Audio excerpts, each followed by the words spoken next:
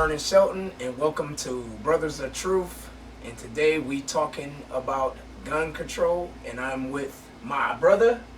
It's the Rev, Anthony Mason Sr. Let's get it on. How you feeling? Good. How about you, man? Feeling wonderful, man. Feeling amazing. Isn't that kind of sad what's happening in Dayton, man? I really think everybody nowadays, they should just say, the gun laws and just let you do a test and just everybody have guns, man. It's terrible, man. It's terrible, man. That situation shouldn't even happen, period. What do you think of that? Shouldn't have never happened, man. That's terrible, man. Yeah. It's been happening every day all across the globe. People just snapping, betrayal, dealing with the pressures of life. And some people just don't have it all, mentally. You right. You right. Some people are challenged. You can go all the way to the Trayvon Martin thing. Ooh. You know what I'm saying? Like, oh man. Your neighborhood watch. Man. And you hunting this young kid down. And because you have a pistol, you want to provoke a way to use it on them. And you got some people out here who are just sick-minded. Like they want to find a reason to shoot. To go back to that Trayvon, that's so sad how the way that happened to that young man. And at the end of the day, God don't like ugly because that man got punished for everything. We sitting here talking right now, God don't like ugly. He got off on that situation, and prayers and glories to Trayvon's family. But at the end of the day, God don't like ugly because he got punished for that. Right. Notice he's in jail. Right. God don't like ugly. And what goes around comes around. Right. Because a leopard never changes his spots. Woo. If you did it once, regardless if you got away with it or not, if that is who you are, you're going to do it again. So eventually you're going to expose yourself. Wow. You see what I'm saying? It's just a matter of time, But, the problem is, you're not going to stop people from getting access to guns. That's true. People going to get guns. True. One thing that I know is guns don't kill people, people kill people. Amen. There's never been a gun that's been created or invented that decided to just go off on his own. There's never been a gun who just decided to levitate in the air and aim itself. Amen. You see what I'm saying? You're right. That I've never seen a gun put its own infrared beam on it. I've never seen a sniper rifle just sitting up in the tree shooting people on his own. People killing people. So it's like the incident that happened in Florida, where the white guy was harassing the black man's wife in the car because he wanted that parking space because it was for handicap. Wow, that is crazy. And her husband was in the store while he was doing this. So her husband came out the store because he heard some yelling and screaming and realized that this gentleman had got out of his car, walked over to his wife while she was in the car, and started harassing her over that spot. He went and pushed the guy on the ground. That gentleman pulled his gun out and killed the man. Wow. You see what I'm saying? So, wow. It's the mentality of people when they get these guns, man. That is true, because it seemed like certain people that get guns whatsoever, it seemed like, not to be mean or nothing, they turn into a superhero. Yeah. You know what I'm saying? And honestly, back in our times whatsoever, the guns was these. Right. You know what I'm saying? Right. Let's get it going. You know what I mean? Exactly. It ain't none of that, because back in the days, we could get it going and be fighting each other. Then at the end of the day, maybe go another round. Then when you notice you can't beat them, y'all become friends and leave it alone. You don't see that no more now. They too soft to fight right now. Man. The neighborhood principles and the structure of the home has dissipated, in the worst way over the years, where these younger generations, and I'm talking about these millennials and these uh, Generation Zs, or whoever they are. Yeah. You know, those individuals have a misconception on life. You know, they don't have the physical stature anymore. You know, they smoked out, they've been drinking, their clothes is too tight, you know what I'm saying? They halfway off of their butts, you know what I mean? Yep. They out of shape. They're not educated to the point where they can make a sound decision. Amen. So throwing the hands is probably the last thing that's on their mind. Not gonna happen. They gonna fire that weapon. Yep, not gonna happen. And that's a shame. And I just want to wake up the youth.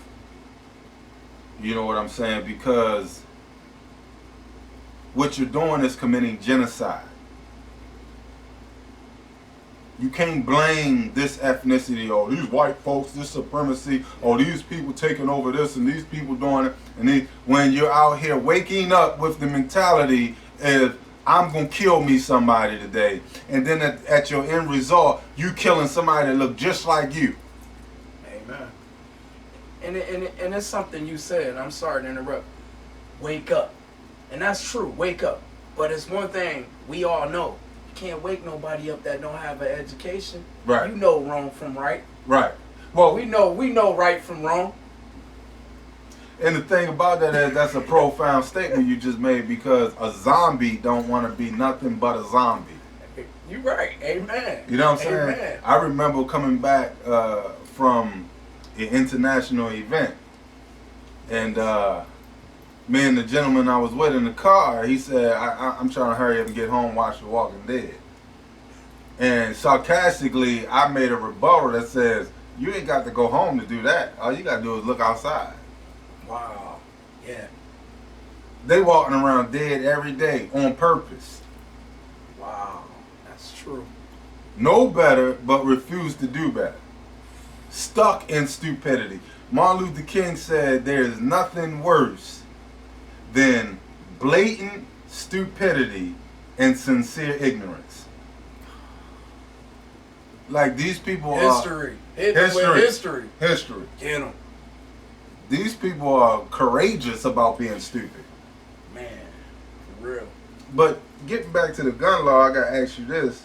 For the viewers out there, because I have my own perspective on it, and I'm sure many people out there got their perspective, but how do you feel about them trying to bring to the table in D.C. Getting teachers to have weapons and being able to carry pistols in church? They want to equip the students with bulletproof armor and bulletproof backpacks and all this kind of stuff. How do you feel about that?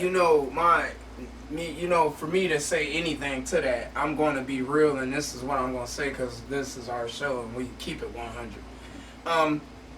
I feel like, it's a good ideal and everything, but at the end of the day, why couldn't you just have security a long time ago? Why couldn't you just put somebody from a military vet and a military police officer in every school? Think about it. Think about it. Why couldn't you do that?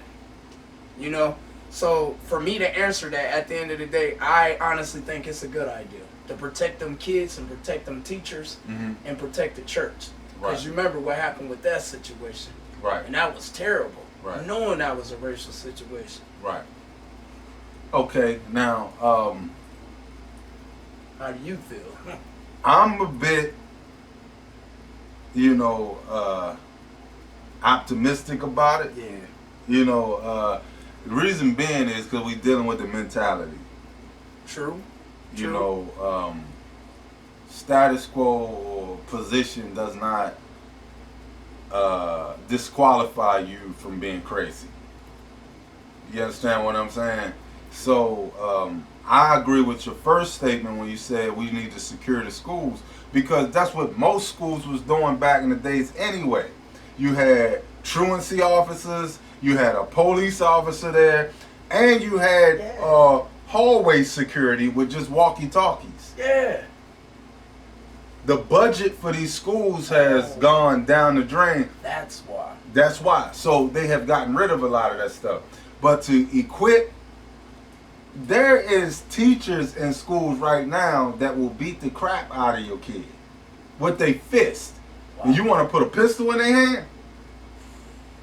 Like these teachers nowadays are not the ones from back in the day, where education is primary and leadership as far as being a mentor to the children is secondary. Not anymore. These are like kids teaching kids now. Wow. You know what I'm saying? Because the educational system has become in a desperate state. And I'm not talking about on a higher learning like in college or graduate school. I'm talking about from like high school down. Wow. You know, you can find a teacher in a high school who's maybe 22 years old. Or 20. Or 20 years old. Yep. You understand what I'm saying? So if they have not went through a psychological training or some kind of sensitivity training to learn how to deal with children who are unruly or maybe a little dysfunctional, then they're going to act just like them. You know what I'm saying? That's true. What I was saying on to that, the reason why I agree with it for the teachers to have guns and everything like that and protect the students and everything, the reason why I say I agree with it, because at the end of the day, we already in war. War is already here. War is already here. So it don't matter. It's stupid to me. It don't seem right. I know it don't. But at the end of the day, we already at war. So it looks like to me a tit for a tat. Right. You do it, so why can't I not do it? Right. You see what I'm saying? Now let me ask you this. Okay, do we hold the parents accountable?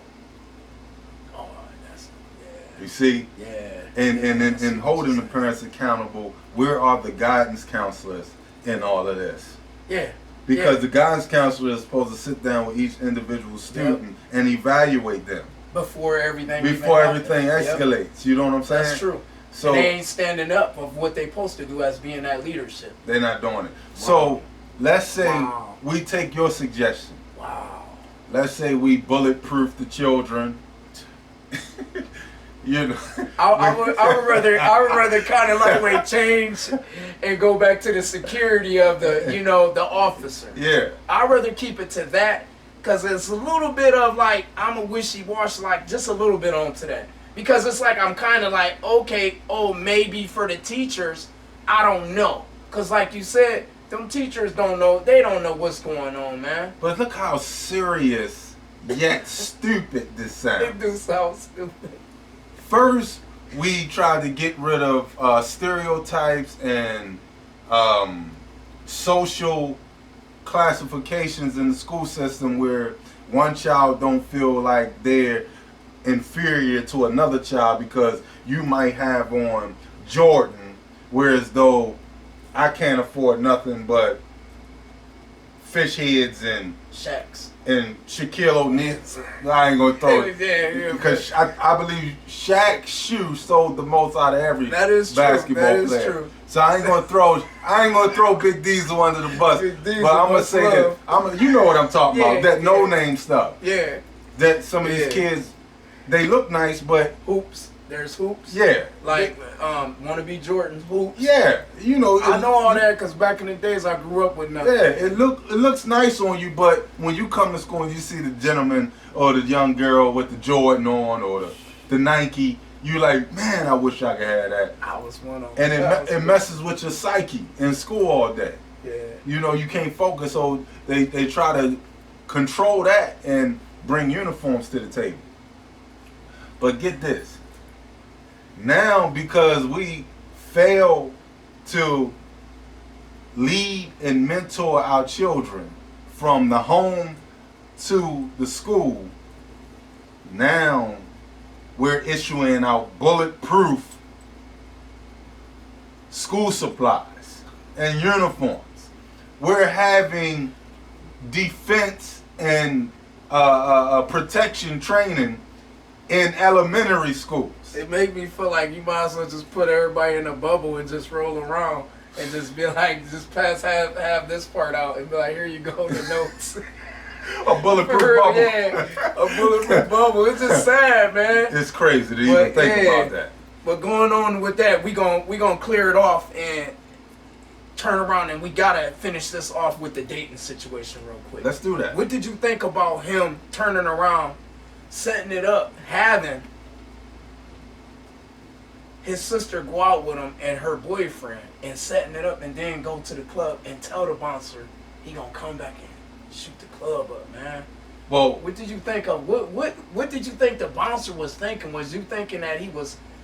I'm kind of feeling like he was underestimating the man, like he took him for a joke. Well, we do that a lot.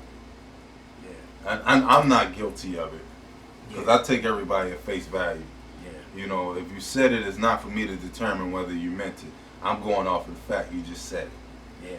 You see what I'm saying? See, me, I'm one of them type because, you know, been doing martial arts for years. I don't underestimate nobody. That's what I'm saying. If you say something, I'm going to look. And Yeah. be like, I'm going to watch for something. Like, hold on. Because the word says from the abundance of the heart, the mouth speaks. Amen. You see what I'm saying? Yeah. So if you said it, I know sometimes people may say I didn't mean it because they want to take it back. Yeah. Or they didn't want you to know it. You know what I'm saying? But sometimes when it comes out, that's what you meant. You know what I'm saying? And I just think I don't want to, you know, cast a heavy level of blame on the bouncer or the sister or the girlfriend or the other guy, you know. But I do want to say this. Soon as he said he was going to do that, they should have left with him to make sure he didn't do it. That's what I want to say. Because we got to have accountability for one another. That is true. You know, what the hell do you mean you're going to come back and shoot up the place? Yeah. Not on my watch. Come on, we all leaving the club. We leaving with this idiot. Yeah, yeah. Because we're going to stop him from doing whatever he think he about to do. True. No. You're right. They didn't do that. Man. You know? And that's how we missed the mark so many times. We missed that mark. Man, that's so deep, man. Outside of that, you know, I'm Vernon Shelton, and this is Brothers of Truth. My prayers and all my love goes out to all the people that's going through all this tragedy with these guns and everything. It's terrible. You know, my love and prayers go out. And I'm with my brother. It's the Red. But before we go, you asked a question earlier, real quick. The question you asked earlier was, should we all be able to just take a test and be able to get guns? You know, different states, there's different rules and regulations. I believe you're never going to get rid of guns. You're never going to regulate guns because guns and the gun laws are controlled by the NRA. You see what I'm saying? The NRA is the ones who enacted gun laws, and they are the ones who teach police officers how to shoot guns. So they work hand in hand, and you're never going to get rid of this. My answer to that question would be, just like marijuana, you're not going to stop people from getting marijuana. You're not going to stop people from smoking marijuana. Just like you're not going to stop people from purchasing firearms. True. So if you're going to sell them to everybody. Yeah. If you're over the age of 21, you should be able to purchase a firearm. Period. No background check, no nothing. You see what I'm saying? Yeah. And that's where I stand on that. And if that is not the case, don't sell them at all. Right. Right. You know. So, it's the Rev, Anthony Mason Sr. And you shall know the truth. And let the truth set you free.